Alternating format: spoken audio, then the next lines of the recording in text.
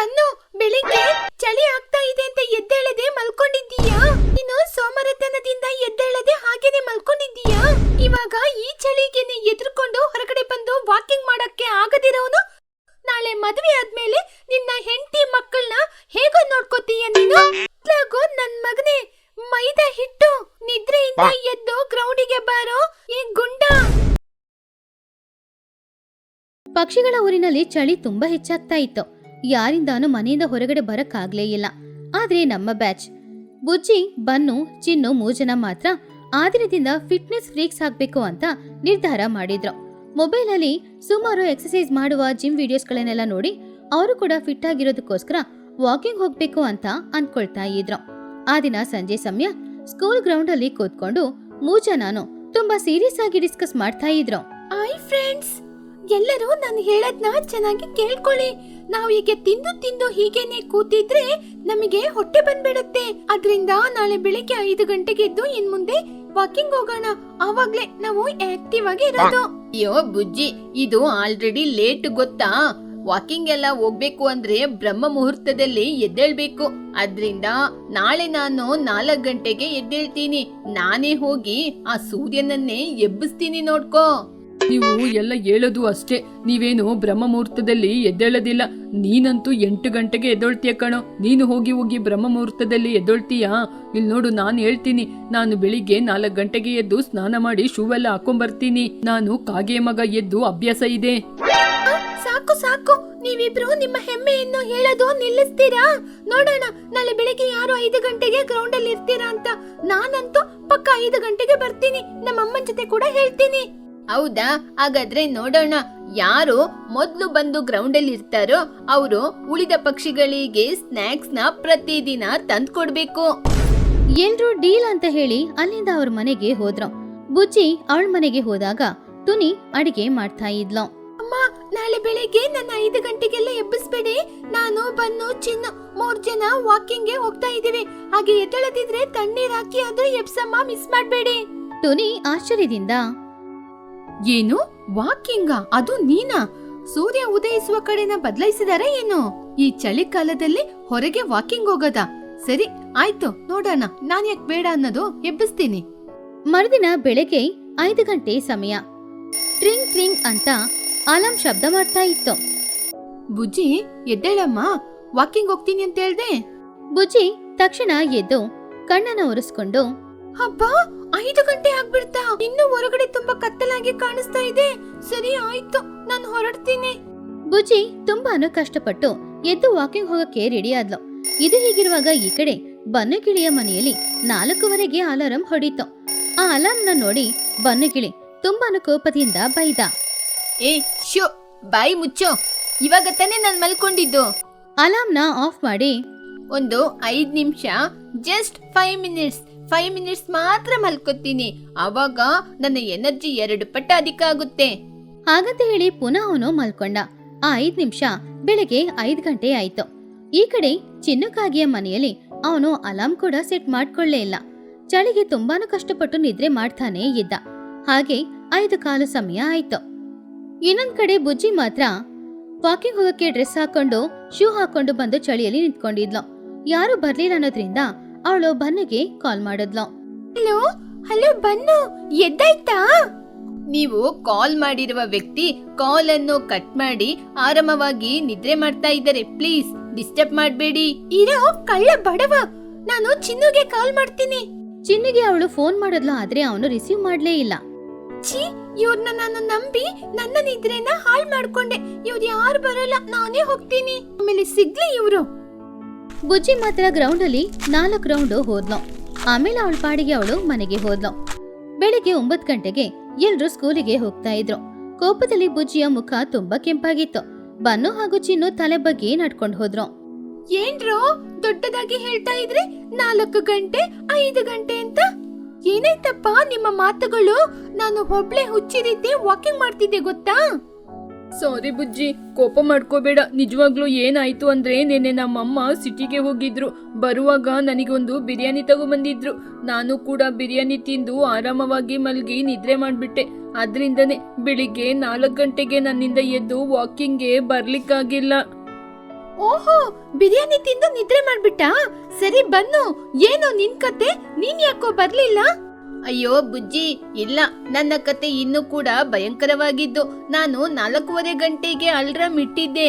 ಅದೇ ರೀತಿ 4:15ಗೆ ಎದ್ದು ಶೂ ಎಲ್ಲ ಹಾಕೊಂಡು ಗ್ರೌಂಡಿಗೆ ಬಂದು 10 ರೌಂಡ್ ಬಂದೆ. ಏನು ನೀನಾ? ಹಾಗಾದ್ರೆ ನಾನು ನಿನ್ನ ನೋಡ್ಲೇ ಇಲ್ವಲ್ಲ? ಅಯ್ಯೋ ಬುಜ್ಜಿ, ಅದೆಲ್ಲ ನನ್ ಕನ್ಸಲ್ಲಿ. ನಾನು ಬೆಳಿಗ್ಗೆ 4:15ಗೆ ಎದ್ದು ಶೂ ಎಲ್ಲ ಹಾಕೊಂಡು ಜಾಗಿಂಗ್ ಮಾಡಿ ಸುಸ್ತಾಗಿ ಮಲ್ಗಿ ನಿದ್ರೆ ಮಾಡ್ಬಿಟ್ಟೆ. ಎದ್ದು ನೋಡಿದ್ರೆ ನಿಜವಾಗ್ಲೂ ಅದೆಲ್ಲ ಕನ್ಸು. ನನ್ ಪಾಪ ಅಲ್ವಾ? ಸಾಕು, ಬಾಯಿ ಮುಚ್ಚರು. ಏನೇನೋ ಕತೆಗಳನ್ನ ಹೇಳ್ಬೇಡಿ. ನಾಳೆ ಬೆಳಿಗ್ಗೆ ಇಬ್ರು ಬರ್ಬೇಕು. ಆಮೇಲೆ ನಾನ್ ನಿಮ್ನ ಸುಮ್ನೆ ಬಿಡೋದಿಲ್ಲ. ಪಕ್ಕ ನಾಳೆ ಖಂಡಿತವಾಗಿ ಬರ್ತೀವಿ. ಮರುದಿನ ಬೆಳಗ್ಗೆ 5 ಗಂಟೆಗೆ ಅಲಾರಾಂ ಹೊಡೆಯೋದಕ್ಕಿಂತ ಮುಂಚೆನೆ ಬುಜ್ಜಿ ಎಚ್ಚರವಾದ್ಲು. ಈ ಸಲ ಚೆನ್ನು ಕೂಡ ರಾತ್ರಿ ಬಿರಿಯಾನಿ ತಿನ್ನದೆ ಬೇಗನೂ ಎಚ್ಚರವಾದ. ಅವನು ತಕ್ಷಣ ಬುಜ್ಜಿಗೆ ಕಾಲ್ ಮಾಡ್ದ. Hello Bujji, good morning. ನಾನು ಎದ್ದಿದ್ದೀನಿ, ನೀನು ರೆಡಿನಾ? ಚಿನ್ನು, ನಾನ್ ರೆಡಿ ಕಣೋ. ಆ ಬನ್ನುಗೆ ಕಾಲ್ ಮಾಡು. ಬುಜ್ಜಿ, ನಾನು ಅವನಿಗೆ ಕಾಲ್ ಮಾಡ್ದೆ, ಆದ್ರೆ ಅವನು ಕಟ್ ಮಾಡ್ತಾ ಇದ್ದಾನೆ, ಕಾಲ್ ರಿಸೀವ್ ಮಾಡ್ತಿಲ್ಲ. ಸರಿ ಕಣೋ, ನೀನು ಇನ್ನೊಂದ್ಸಲ ಕಾಲ್ ಮಾಡು. ಇಲ್ಲದಿದ್ರೆ ಬಾ, ನಾವಿಬ್ರೇ ಹೋಗೋಣ. ಬುಜ್ಜಿ ಹಾಗೂ ಚಿನ್ನು ಇಬ್ರು ಗ್ರೌಂಡ್ ಅಲ್ಲಿ ವಾಕಿಂಗ್ ಹೋಗ್ತಾ ಇದ್ರು. ಆದ್ರೆ ಬನ್ನು ಮಾತ್ರ ಅವನ ಮನೆಯಲ್ಲಿ ಮಲಗಿ ನಿದ್ರೆ ಮಾಡ್ತಾ ಇದ್ದ. ಬೆಳಿಗ್ಗೆ 8:00 ಬನ್ನು ಮೆಲ್ಲೆ ಎಚ್ಚರವಾದ. ಅವನು ಕಣ್ಣನ್ನ ಉಜ್ಕೊಂಡು ಅವನ್ ಫೋನ್ ತೆಗ್ದು ನೋಡ್ದ. ಆವಾಗ ಬುಜ್ಜಿ ಹಾಗೂ ಚಿನ್ನು ಹತ್ರದಿಂದ 50 ಮಿಸ್ಡ್ ಕಾಲ್ ಬಂದಿತ್ತು. ಅದು ಅಲ್ಲದೆ ಒಂದು ವಾಟ್ಸಪ್ ಮೆಸೇಜ್ ಕೂಡ ಬಂದಿತ್ತು. ಅಯ್ಯೋ, ಇಷ್ಟೊಂದು ಕಾಲ್ಸಾ? ಹೌದು, ಈ ವಿಡಿಯೋ ಏನು? ವಿಡಿಯೋನ ಪ್ಲೇ ಮಾಡ್ದ. ಬುಜ್ಜಿ ಆ ವಿಡಿಯೋದಲ್ಲಿ, ಬನ್ನು, ಬೆಳಿಗ್ಗೆ ಚಳಿ ಆಗ್ತಾ ಇದೆ ಅಂತ ಎದ್ದೇಳದೆ ಮಲ್ಕೊಂಡಿದ್ದೀಯಾ? ಇನ್ನು ಸೋಮರತನದಿಂದ ಎದ್ದೇಳದೆ ಹಾಗೇನೆ ಮಲ್ಕೊಂಡಿದ್ದೀಯಾ? ಇವಾಗ ಈ ಚಳಿಗೆನೆ ಎದುರ್ಕೊಂಡು ಹೊರಗಡೆ ಬಂದು ವಾಕಿಂಗ್ ಮಾಡಕ್ಕೆ ಆಗದಿರೋನು ನಾಳೆ ಮದುವೆ ಆದ್ಮೇಲೆ ನಿನ್ನ ಹೆಂಡತಿ ಮಕ್ಕಳನ್ನ ಹೇಗೋ ನೋಡ್ಕೋತೀಯ ನೀನು? ನನ್ ಮಗನೇ, ಮೈದಾ ಹಿಟ್ಟು, ನಿದ್ರೆಯಿಂದ ಎದ್ದು ಗ್ರೌಂಡಿಗೆ ಬಾರೋ ಈ ಗುಂಡ. ಬನ್ನು ಆ ವಿಡಿಯೋನ ನೋಡಿ ಶಾಕ್ ಆದ. ಅವನಿಗೆ ತುಂಬಾ ಭಯನೂ ಆಯ್ತು. ಅಯ್ಯಯ್ಯೋ, ಈ ವಿಡಿಯೋ ನೋಡಿದ್ರೆ ನನಗೇನೆ ಎಷ್ಟೊಂದು ಭಯ ಆಗ್ತಾ ಇದೆ. ನನ್ನ ಮೈದಾ ಹಿಟ್ಟು ಅಂತೆಲ್ಲ ಹೇಳ್ತಾ ಇದ್ದಾರೆ. ಇವತ್ತು ಕೂಡ ಹೋಗಿಲ್ಲ, ನಾಳೆ ಹೋಗೋದಿದ್ರೆ ಇವ್ರು ನನ್ನ ಕೊಂದು ಬಿಡ್ತಾರೆ. ನಾಳೆ ಹೇಗಾದ್ರೂ ಹೋಗ್ಬೇಕು. ಸ್ಕೂಲಲ್ಲಿ ಬುಜ್ಜಿ ಹಾಗೂ ಚಿನ್ನು ಪ್ಲಾನ್ ಮಾಡಿದ ಹಾಗೆ ಬನ್ನು ಹತ್ತಿರ ಬಂದ್ರು. ಲೇ ಬನ್ನು, ನೀನಿವತ್ತು ಮಿಸ್ ಆಗ್ಬಿಟ್ಟೆ ಅಲ್ವಾ? ನಾವು ರೋಡಿಂದ ಬರುವಾಗ ಕಾಡಲ್ಲಿ ಏನ್ ನೋಡ್ದೆ ಗೊತ್ತಾ? ಏನ್ ನೋಡಿದ್ರಿ? ಬಣ್ಣದ ನವಿಲು ಕಣೋ. ಅದು ಗರಿ ಬಿಚ್ಕೊಂಡು ಆಡುವಾಗ ನೋಡ್ಲಿಕ್ಕೆ ಎಷ್ಟು ಚೆನ್ನಾಗಿತ್ತು. ಫೋಟೋ ತೆಗಿಯೋಣ ಅಂತ ನೋಡ್ದೋ, ಬ್ಯಾಟ್ರಿ ಮುಗ್ದೋಯ್ತು. ಇಲ್ಲದಿದ್ರೆ ನಾವು ಫೋಟೋ ತೆಗಿತಾ ಇದ್ದೋ.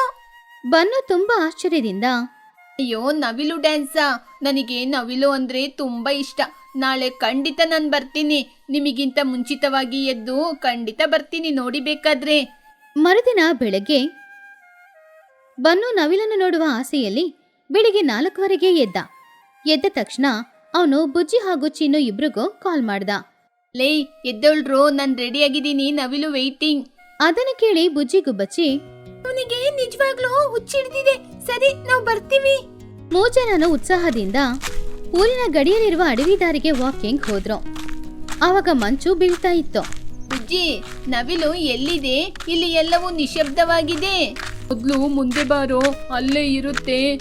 ಸ್ವಲ್ಪ ದೂರ ಹೋದಾಗ ಪೊದರಿನೊಳಗಡೆಯಿಂದ ಏನೋ ಶಬ್ದ ಬಂತು. ಗುರ್ ಗುರ್ ಅನ್ನುವ ಶಬ್ದ. ಲೇ, ನವಿಲು ಧ್ವನಿ ಕೆಟ್ಟೋಗಿದ್ಯಾ? ಗೊರ್ರ ಗೊರ್ರ ಅಂತ ಬರ್ತಿದೆ. ಇದಕ್ಕಿದ್ದಂತೆ ಪೊದರಿನೊಳಗಡೆಯಿಂದ ಕಪ್ಪು ಬಣ್ಣದಲ್ಲಿರುವ ಒಂದು ಕರಡಿ ಹೊರಗಡೆ ಬಂತು. ಅದು ನವಿಲನ್ನ ಹುಡ್ಕೊಂಡು ಕೊನೆಗೆ ಇವರನ್ನ ನೋಡಿತು. ಬನ್ನುಗೆ ಹೃದಯನೇ ನಿಂತು ಹೋದ ಹಾಗೆ ಇತ್ತು. ಅಯ್ಯಯ್ಯೋ, ಏನ್ರೋ ಈ ನವಿಲು ವಿಚಿತ್ರವಾಗಿದೆ. ಇದಕ್ಕೆ ಬಾಲ ಎಲ್ಲ ಇದೆ. ಏನ್ರೋ, ನನಗೆ ಕೈಕಾಲೆಲ್ಲ ನಡುಗ್ತಾ ಇದೆ. ಅಯ್ಯಯ್ಯೋ ದೇವ್ರೆ, ಹಾರಿ ಹೋಗ್ರೋ. ಅಯ್ಯಯ್ಯೋ ಕರಡಿ, ರನ್ ರನ್. 3 ಜನನು ಆ ಕರಡಿಯಿಂದ ತಪ್ಪಿಸ್ಕೊಳ್ಳೋದಕ್ಕೋಸ್ಕರ ಅಲ್ಲಿಂದ ಬೇಗ ಓಟ ಹಿಡಿದ್ರು. ಕರಡಿ ಅವ್ರ ಹಿಂದೆನೆ ಅವರನ್ನ ಅಟ್ಟಿಸ್ಕೊಂಡ್ ಬಂತು. ಸ್ವಲ್ಪ ಸಮಯದಲ್ಲಿ ಕರಡಿ ಅಡವಿ ಒಳಗಡೆ ಹೋಗ್ಬಿಡ್ತು. ಇವರೆಲ್ಲರೂ ಊರಿನ ಮಧ್ಯದಲ್ಲಿ ಬಂದು ನಿಂತ್ಕೊಂಡ್ರು. ಪಾಪ ತುಂಬಾನೇ ಜೋರಾಗಿ ಉಸಿರಾಡ್ತಾ ಇದ್ರು. ಆವಾಗ ಬುಜ್ಜಿ ಗುಬ್ಬಚ್ಚಿ ತುಂಬಾನು ಕೋಪದಿಂದ ಬನ್ನನ ನೋಡಿ, ಏನು ನೀನು? ನೀನಿವತ್ತು ಅಡಿ ಇಟ್ಟಿದ್ದೆ. ಕರಡಿ ಎಲ್ಲ ಬರ್ತಾ ಇದೆ. ಇವತ್ ಮಾತ್ರ ನೀನ್ ಬರದಿದ್ರೆ ನಾವು ಆರಾಮವಾಗಿ ವಾಕಿಂಗ್ ಮಾಡ್ಕೊಂಡ್ ಬರ್ತಾ ಇದ್ದೋ. ಎಲ್ಲ ನಿನ್ ದುರಾದೃಷ್ಟ. ಹೌದು ಕಣೋ, ನಿನ್ನೆ ನಾವಿಬ್ರು ಮಾತ್ರ ಬಂದೋ. ನಮ್ಮನ್ನ ನೋಡಕ್ಕೆ ನವಿಲೇ ಬಂತು. ಆದ್ರೆ ಇವತ್ ನೀನ್ ಬಂದೋ ಇಲ್ವೋ, ನಿನ್ನ ನೋಡ್ಲಿಕ್ಕೆ ಕರಡಿ ಆಗೇನೆ ಬಂದ್ ನಿಂತ್ಕೋತು. ನಾವು ಸ್ವಲ್ಪ ಹೊತ್ತು ತಡ ಮಾಡಿದ್ರೆ ಅದು ನಮ್ನ ಕೊಲ್ತಾ ಇತ್ತು. ಇವತ್ತು ನವಿಲೆ ಬಂದಿದ್ರು ಕೂಡ ನಿನ್ನ ನೋಡಿ ಅದೇ ಎದ್ರಕೊಂಡು ಓಡೋಗ್ತಾ ಇತ್ತು. ಅಪ್ಪ ದೇವ್ರೆ, ನೀನಂತೂ ಬರ್ಬೇಡ ಕಣೋ. ನಾವೇ ವಾಕಿಂಗ್ಗೆ ಬರ್ತೀವಿ, ನೀನ್ ಆರಾಮವಾಗಿ ಮನೇಲಿ ನಿದ್ರೆ ಮಾಡು. ಬನ್ನು ತುಂಬಾ ಸುಸ್ತಾಗಿ ಸರಿ ಬುಜ್ಜಿ, ನಾಳೆಯಿಂದ ನಾನ್ ಬರಲ್ಲ. ನನಗೂ ಬರ್ಲಿಕ್ಕೆ ಇಷ್ಟ ಇರ್ಲಿಲ್ಲ. ಆದ್ರೂ ಕೂಡ ನೀವು ಆ ವಿಡಿಯೋದಲ್ಲಿ ನನ್ನ ಬೈದ್ರಲ್ವಾ, ನಾಳೆಯಿಂದ ನಾನ್ ಖಂಡಿತವಾಗಿ ಬರೋದಿಲ್ಲ. ನನಗೆ ನವಿಲು ಬೇಡ, ಏನೂ ಬೇಡ. ನಾನು ಆರಾಮವಾಗಿ ಮನೆಯಲ್ಲೇ ನಿದ್ರೆ ಮಾಡ್ಕೊಂಡಿರ್ತೀನಿ. ಸರಿ, ನಿಮಗೆ ಗುಡ್ ನೈಟು. ಇಲ್ಲ ಗುಡ್ ಮಾರ್ನಿಂಗು. ಹಾಗಂತ ಹೇಳಿ ಬನ್ನುಗಿಳಿ ಅಲ್ಲಿಂದ ಅವನ್ ಮನೆಗೆ ಹೋದ. ಈ ಕಡೆ ಚಿನ್ನು ಹಾಗೂ ಬುಜ್ಜಿಗುಬ್ಬಚ್ಚಿ ಇಬ್ರು ಅಮ್ಮಯ್ಯ ಹೇಗೋ ಇವನ್ ಹೋದ, ನಾವ್ ಹೋಗೋಣ ಅಂತ ಹೇಳಿ ಅಲ್ಲಿಂದ ಹೋದ್ರು. ಈ ಕಥೆಯಲ್ಲಿರುವ ನೀತಿ ಏನು ಅಂದ್ರೆ, ಸೋಮಾರಿಯಾಗಿರುವನನ್ನ ಬಲವಂತ ಮಾಡಿದ್ರೆ ಅವನು ಕರಡಿಗೆ ಕೂಡ ಸಪೋರ್ಟ್ ಮಾಡ್ಕೊಂಡು ಬರ್ತಾನೆ. ಕೆಲವರಿಗೆ ಮಾತ್ರ ಸಿಟ್ಟಾಗೋದು. ರಕ್ತ ಪಿಂಜರಿ ಕಣೋ, ಬುಸ್ ಹೇಳ್ತಾ ಇದೆ ಕಣೋ. ಅದನ್ನು ಕೇಳಿದ ತಕ್ಷಣ ಬನ್ನುವಿನ ಹೃದಯನೇ ಒಂದು ಕ್ಷಣ ನಿಂತೋಯ್ತು. ಸಂಜೆ ಸಮಯ. ಸ್ಕೂಲಿಂದ ಬುಜ್ಜಿ, ಚಿನ್ನು, ಬನ್ನು 3 ಜನನು ಸಂತೋಷವಾಗಿ ಮನೆಗೆ ಹಾರ್ಕೊಂಡು ಬಂದ್ರು. ಅವ್ರಿಗೆ ಆ ದಿನ ರಿಪೋರ್ಟ್ ಕಾರ್ಡ್ ಸಿಕ್ಕಿತ್ತು. ಆದ್ರಿಂದ ಸಂತೋಷದಿಂದ ಬನ್ನು ಗೇಟ್ ಹತ್ರನೇ ನಿಂತ್ಕೊಂಡು, ಅಮ್ಮ, ಓ ಅಮ್ಮ, ಹೊರಗಡೆ ಬಾ, ನಾನು ಪಾಸಾಗಿದ್ದೀನಿ. ಇಂಗ್ಲಿಷಲ್ಲಿ 35 ಮಾರ್ಕ್ ತಗೊಂಡಿದ್ದೀನಿ. ಜಸ್ಟ್ ಪಾಸಾಗಿದ್ದೀನಮ್ಮ. ಅದನ್ನು ಕೇಳಿದಾಗ ಚೋಟಿಗಿಳಿ ತಕ್ಷಣ ಮನೆಯಿಂದ ಹೊರಗಡೆ ಬಂದ್ಲು. ನಿಜಾನ ಬನ್ನು? ತುಂಬಾ ಸಂತೋಷ ಕಣು. ನೀನು ಪಾಸಾಗಲ್ವೋ ಏನೋ ಅಂತ ಹೆದರ್ತಾ ಇದೆ. ಒಳ್ಳೇದಾಯ್ತು, ನನ್ನ ಮಗ ಪಾಸಾಗಿದ್ದಾನೆ. ಈ ಕಡೆ ಚಿಚು ಹತ್ರ ಚಿನ್ನು, ಅಮ್ಮ, ನಾನು ಪಾಸಾಗಿದ್ದೀನಿ. ಸೈನ್ಸಲ್ಲಿ ನನಗೆ 40 ಮಾರ್ಕು. ನಾನು ಹೊಸ ಪೇನು ಚೆನ್ನಾಗಿ ಬರ್ದಿದೆ. ಅಮ್ಮಯ್ಯ, ನನ್ನ ಮಾನನ ಕಾಪಾಡಿದ್ಯಾ ಕಣ ನೀನು. ಬಾ, ನಮ್ಮ ಬೀದಿಲಿರುವ ಎಲ್ರಿಗೂ ಸ್ವೀಟ್ ಕೊಡೋಣವಾ? ಹಾಗಂತ ಅಂದ್ಕೊಂಡು ಸಡನ್ ಆಗಿ, ಬೇಡ ಬೇಡ, ಅದಕ್ಕೆ ತುಂಬ ಖರ್ಚಾಗುತ್ತೆ. ಬಾ, ಎಲ್ಲರ ಹತ್ರ ವಿಷಯ ಮಾತ್ರ ಹೇಳೋಣ. ಅಮ್ಮ, ನಾನು ಮ್ಯಾಥ್ಸಲ್ಲಿ 100ಕ್ಕೆ 99 ತಗೊಂಡಿದ್ದೀನಮ್ಮ. ತುಂಬ ಸಂತೋಷ ಮಗಳೇ, ನೀವೆಲ್ಲರೂ ಪಾಸಾಗಿದ್ದು ನಿಜವಾಗ್ಲೂ ತುಂಬ ಸಂತೋಷವಾಗ್ತಿದೆ. ಸರಿ, ನೀವು ಹೇಳಿದಾಗೆ ನಾವು ಪಾಸಾಗಿದ್ವಿ ಅಲ್ವಾ? ನಮಗೆ ಈ ರಾತ್ರಿ ಪಾರ್ಟಿ ಕೊಡಿ. ನನಗೆ ಬಿರಿಯಾನಿ ಬೇಕೋ, ಹಾಗೇನೆ ಗುಲಾಬ್ ಜಾಮೂನ್ ಬೇಕೋ. ಅದನ್ನು ಕೇಳಿದ ಚಿಚುಕಾಗೆ, ಪಾರ್ಟಿ ಎಲ್ಲ ಆಮೇಲೆ ಕಣೋ. ನೀವು ಪಾಸಾದ್ರೆ ನಿಮ್ಮನ್ನ ಕರ್ಕೊಂಡು ತಿರುಪತಿಗೆ ಬರ್ತೀವಿ. ಅದನ್ನು ಮೆಟ್ಲು ಹತ್ಕೊಂಡು ನಡ್ಕೊಂಡು ಬರ್ತೀವಿ ಅಂತ ನಾವು ಬೇಡ್ಕೊಂಡಿದ್ದೀವಿ. ಇವತ್ತು ರಾತ್ರಿನೇ ನಾವೆಲ್ಲರೂ ತಿರುಪತಿಗೆ ಹೊರಡ್ಬೋದು, ಸರಿನಾ? ಅದನ್ನು ಕೇಳಿದ ಮಕ್ಕಳಿಗೆ ಏನು ಹೇಳಿದಂತಾನೆ ಅರ್ಥ ಆಗ್ಲಿಲ್ಲ. ತಿರುಪತಿಗೆ ಮೆಟ್ಲು ದಾರಿಯಿಂದ ನಡ್ಕೊಂಡು ಹೋಗೋದಾ? ಏನೋ ಮೆಟ್ಲು ದಾರಿಯಲ್ಲಿ ತಿರುಪತಿಗೆ ನಡ್ಕೊಂಡು ಹೋಗ್ಬೇಕಾ? ಅಷ್ಟು ದೂರ ನಡ್ಕೊಂಡು ಹೋಗೋದಂದ್ರೆ ಸಾಧಾರಣ ವಿಷಯನಾ? ನನಗೆ ಕೈಕಾಲೆಲ್ಲ ತುಂಬ ನೋವಾಗುತ್ತೆ. ಹಾರ್ಕೊಂಡು ಹೋಗೋದೇ ಕಷ್ಟ, ಇದ್ರಲ್ಲಿ ನಡ್ಕೊಂಡು ಹೋಗೋದಂದ್ರೆ ಅಯ್ಯೋ, ನಾನಂತೂ ಬರಲ್ಲ. ಹೌದಮ್ಮ, ತಿರುಪತಿಯಲ್ಲಿ 3550 ಮೆಟ್ಟಿಲುಗಳು ಇದೆ ಅಂತೆ. ಅಷ್ಟು ಮೆಟ್ಟಿಲುಗಳನ್ನ ನಡ್ಕೊಂಡು ಹೋಗೋದು, ಹತ್ಕೊಂಡು ಹೋಗೋದು ಕಷ್ಟ ಆಗುತ್ತೆ. ಹೌದು, ಅದನ್ನು ಬಿಸಿಲಲ್ಲಿ ನಡೆದ್ರೆ ನಾನಂತೂ ಕಪ್ಪಾಗ್ತೀನಿ. ಇಲ್ಲ ಇನ್ನೂ ಕಪ್ಪಾಗ್ಬಿಡ್ತೀನಿ. ನಾನು ಬರಲ್ಲ. ಹಾಗೆಲ್ಲ ಹೇಳ್ಬಾರ್ದು ಮಕ್ಕಳೇ. ಗೋವಿಂದ ಅಂತ ಹೇಳ್ಕೊಂಡು ನಾವು ಮೆಟ್ಲು ಹತ್ತಿದ್ರೆ ನಮಗೆ ಕೈಕಾಲು ನೋವು ಏನೂ ಬರಲ್ಲ. ದೇವ್ರ ಮೇಲೆ ಭಾರ ಹಾಕಿ ಬನ್ನಿ, ಇವಾಗಲೇ ಹೊರಡೋಣ. ಇವತ್ತು ರಾತ್ರಿನೇ ನಾವು ಬೇಗ ಟ್ರೈನ್ ಹಿಡಿಬೇಕು. ಹೊರಡಿ. ಆವಾಗ ಅದನ್ನು ಕೇಳಿದ ಬನ್ನು, ಪಾಸ್ ಆದ್ರೆ ಪಾರ್ಟಿ ಕೊಡ್ತಾರೆ ಅಂತ ಅಂದ್ಕೊಂಡ್ರೆ ಇವರೇನೋ ನಮಗೆ ಪನಿಷ್ಮೆಂಟ್ ಕೊಡ್ತಾ ಇದ್ದಾರೆ. ಸರಿ, ಲಡ್ಡುಗೋಸ್ಕರ ನಾನು ಆ ಮೆಟ್ಲು ಹತ್ತುತ್ತೀನಿ. ಹಾಗೆ ಎಲ್ರೂ ರೆಡಿ ಆದ್ರು. ಆ ದಿನ ರಾತ್ರಿನೇ ತಿರುಪತಿ ಟ್ರೈನಲ್ಲಿ ಹತ್ತಿದ್ರು. ತಾಯಂದಿರು 3 ಜನನು ಕೂತ್ಕೊಂಡು ಮಾತಾಡ್ತಾ ಇದ್ರು. ಮಕ್ಕಳು ವಿಂಡೋ ಸೀಟ್ಗೋಸ್ಕರ ಜಗಳ ಮಾಡಿ ಕೊನೆಗೆ ಹೇಗೋ ಸೆಟಲ್ ಆದ್ರು. ಇಲ್ಲಿ ನೋಡ್ರೋ, ನಾಳೆ ಮೆಟ್ಲು ಹತ್ತುವಾಗ ಯಾರು ಎಲ್ಲೂ ಕೂರದೆ ಎಲ್ಲೋ ನಿಲ್ಲದೆ ರೆಸ್ಟೇ ತಗೊಳ್ದೆ ಮೆಟ್ಲು ಹತ್ತಾರೋ ಅವರೇ ತುಂಬಾನೇ ಬಲವಂತರು. ಅವರೇ ನಮ್ಮೂರಿನ ಬಾಹುಬಲಿ. ಈ ಬೆಟ್ಟಿಗೆ ನೀವೆಲ್ಲರೂ ಬರ್ತೀರಾ? ನಾನು ಈಸಿಯಾಗಿ ಹತ್ಬಿಡ್ತೀನಿ ಕಣೋ. ರನ್ನಿಂಗ್ ರೇಸಲ್ಲಿ ಫಸ್ಟ್ ಪ್ರೈಸ್ ನನಗೆ ಗೊತ್ತು ತಾನೆ. ಚಿನ್ನು, ಇದೇನೋ ರನ್ನಿಂಗ್ ರೇಸ್ ಅಲ್ಲ ಕಣೋ, ಮೆಟ್ಲು ಹತ್ತೋದು. ಬೇಗ ಹತ್ತಿದ್ರೆ ಆಮೇಲೆ ತುಂಬ ಆಯಾಸಾಗಿ ಬಿದ್ದುಬಿಡ್ತೀವಿ. ಮೆಲ್ಲೆ ಹತ್ತಬೇಕು, ಅದೇ ನಮ್ಮೆಲ್ರಿಗೂ ಒಳ್ಳೇದು. ನಾನು ಮೆಲ್ಲೆ ಹತ್ತಲ್ಲ, ಸ್ಪೀಡಾಗಿನೇ ಹತ್ತೋದು. 1 ಗಂಟೆ ಸಮಯದಲ್ಲಿ ನಾನು ಬೆಟ್ಟದ ಮೇಲೆ ಇರ್ತೀನಿ. ಸರಿ, ಅದೆಲ್ಲ ಬಿಡಿ. ಬೆಟ್ಟಿಗೆ ಎಲ್ರು ಒಪ್ಕೊಳ್ತಿದ್ದೀರಾ? ಸರಿ ಬೆಟ್ಟೆ. ಏ ಮಕ್ಳೇ, ಏನು ಕೂತ್ಕೊಂಡು ಮಾತಾಡ್ತಾ ಇದ್ದೀರಾ? ನಿದ್ರೆ ಮಾಡಿ, ಬೆಳಿಗ್ಗೆ ಮೆಟ್ಲತ್ಬೇಕು. ಮಕ್ಳೆಲ್ರು ಬರ್ತಲಿ ಹೋಗಿ ಮಲ್ಕೊಂಡ್ರು. ಟ್ರೈನ್ ಚಿಕ್ಪಕ್ ಚಿಕ್ಪಕ್ ಅಂತ ಹೇಳಿ ತಿರುಪತಿನ ನೋಡಿ ಹೋಗ್ತಾ ಇತ್ತು. ಬೆಳಿಗ್ಗೆ ಸಮಯ ಎಲ್ರು ತಿರುಪತಿಗೆ ಬಂದ್ ಸೇರಿದ್ರು.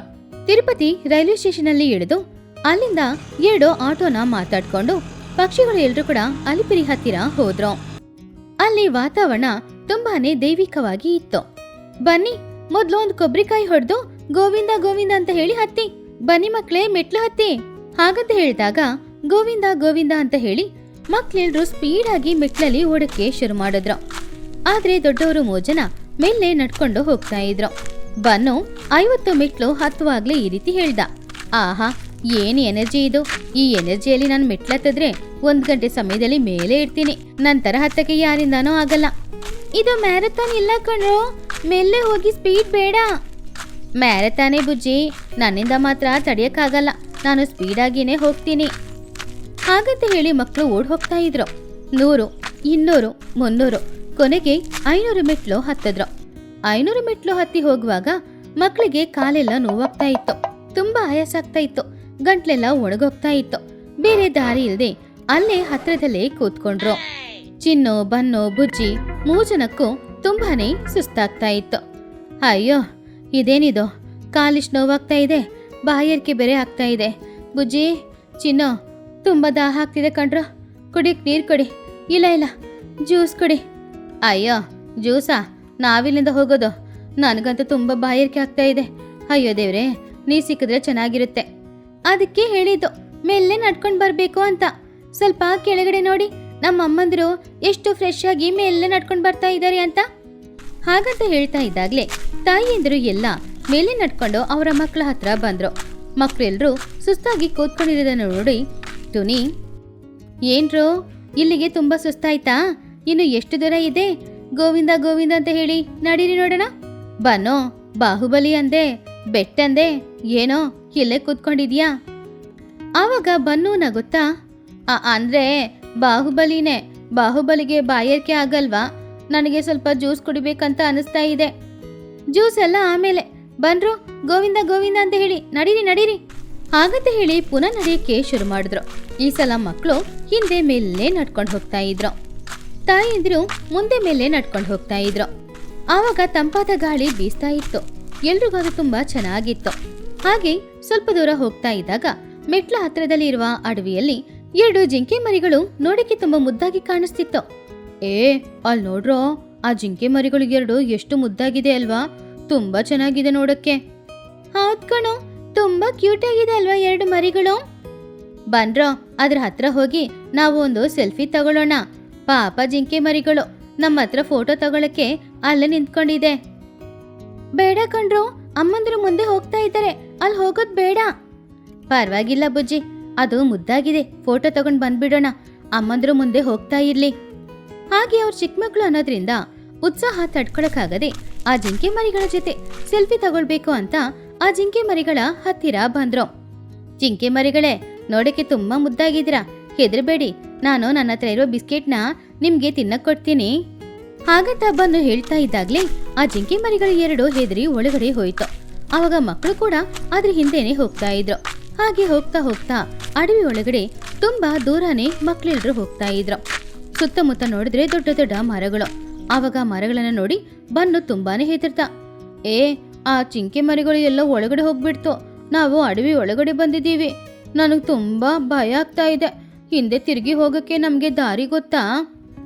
ಅಲ್ಲ ಕಣೋ, ಇಲ್ಲಿ ಜಿಂಕೆ ಮರಿಗಳು ಇದೆ ಅಂದ್ರೆ ಅದನ್ನ ತಿನ್ನುವ ಸಿಂಹ, ಹುಲಿ, ಚಿರತೆ ಎಲ್ಲಾನು ಇರುತ್ತೆ ಅಲ್ವಾ? ಹಾಗಾದ್ರೆ ಒಂದ್ ವೇಳೆ ಅವೆಲ್ಲ ಬಂದು ನಮ್ಮನ್ನ ಕಚ್ಕೊಂಡು ಹೋದ್ರೆ ಏನೋ, ನೋಡಿದ್ರೆ ಖಂಡಿತ ಕಚ್ಕೊಂಡು ಹೋಗಿ ಲಾವಾ ಕೇಕ್ ತಿನ್ನೋ ತರ ತಿನ್ಬಿಡುತ್ತೆ. ಬನ್ನಿ ಬೇಗ ಹೋಗೋಣ. ಹೆದರ್ಬೇಡ್ರೋ, ನನಗೆ ಹಿಂದೆ ಹೋಗಕ್ಕೆ ದಾರಿ ಗೊತ್ತು, ಬನ್ನಿ ಕರ್ಕೊಂಡು ಹೋಗ್ತೀನಿ. ಹಾಗಂತ ಬುಜ್ಜಿ ಧೈರ್ಯದಿಂದ ಹೋಗ್ತಾ ಇದ್ಲು. ಆವಾಗ ಅದನ್ನ ನೋಡಿ, ಬುಜ್ಜಿ ಇದ್ದಾಳೆ ಅಲ್ವಾ, ನಮಗ್ ಭಯ ಇಲ್ಲ. ಹಾಗಂತ ಹೇಳಿ ಚಿನ್ನು ಬನ್ನು ಕೂಡ ಹಿಂದೆನೆ ಹೋಗ್ತಾ ಇದ್ರು. ಆದ್ರೆ ಸ್ವಲ್ಪ ದೂರ ಹೋದಾಗ ಬುಜ್ಜಿ ಸಡನ್ ಆಗಿ ಒಂದ್ ಜಾಗ ನಿಂತ್ಕೊಂಡ್ಲು. ಬುಜ್ಜಿ ನಿಂತಿದ್ರಿಂದ ಬುಜ್ಜಿ ಹಿಂದೆನೆ ಬಂದ ಚಿನ್ನು ಬನ್ನು ಕೂಡ ಅಲ್ಲೇ ನಿಂತ್ಕೊಂಡ್ರು. ಏನ್ ಬುಜ್ಜಿ, ಯಾಕೆ ಸಡನ್ ಆಗಿ ನಿಂತ್ಬಿಟ್ಟೆ? ನಿನಗೂ ಕೂಡ ತುಂಬಾ ಆಯಾಸ ಆಯ್ತಾ?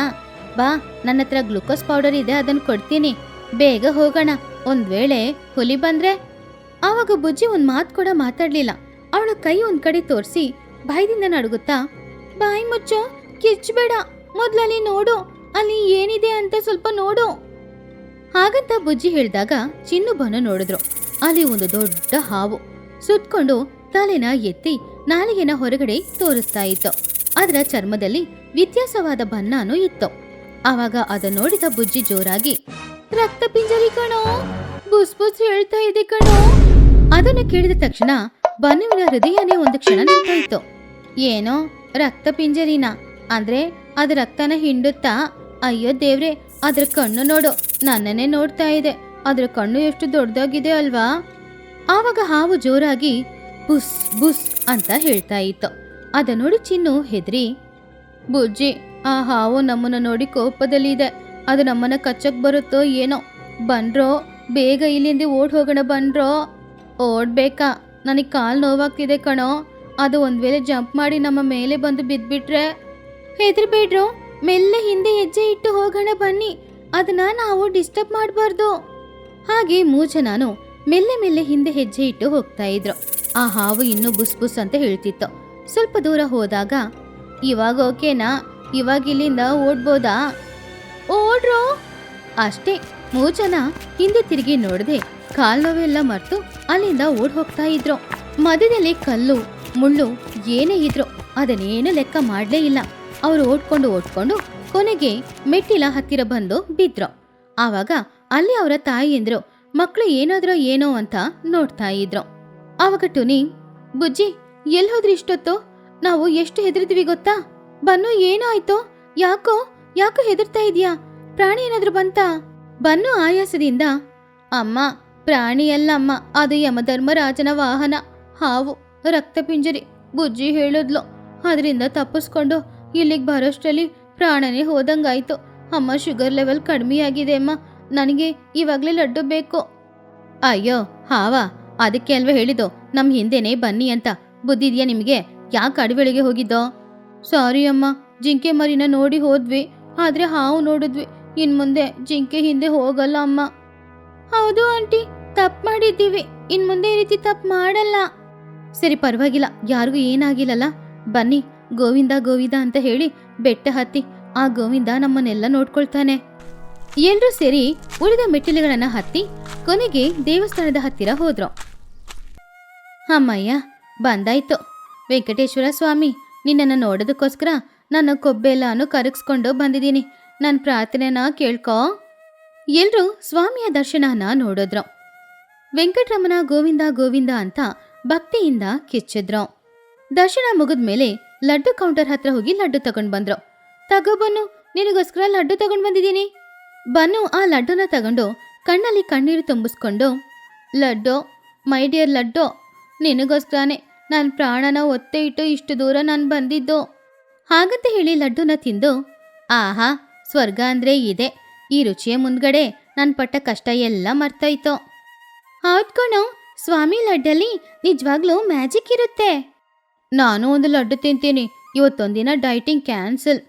ಹಾಗಂತ ಹೇಳಿ ಎಲ್ರೂ ಲಡ್ಡು ತಿಂದು ಫೋಟೋ ತಗೊಂಡು ಆ ದಿನ ರಾತ್ರಿ ಪುನಃ ಟ್ರೈನ್ ಹತ್ತಿ ಊರಿಗೆ ಹೊರಟ್ರು.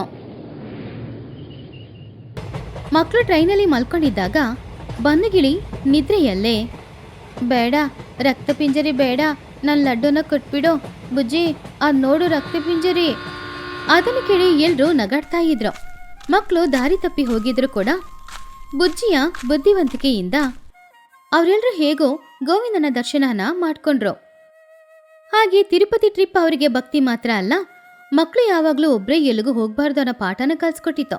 ಈ ಎಲ್ಲದಕ್ಕಿಂತ ಮುಖ್ಯ ಬನ್ನುಗೆ ಲಡ್ಡು ತುಂಬಾನು ಇಷ್ಟ ಆಯ್ತು.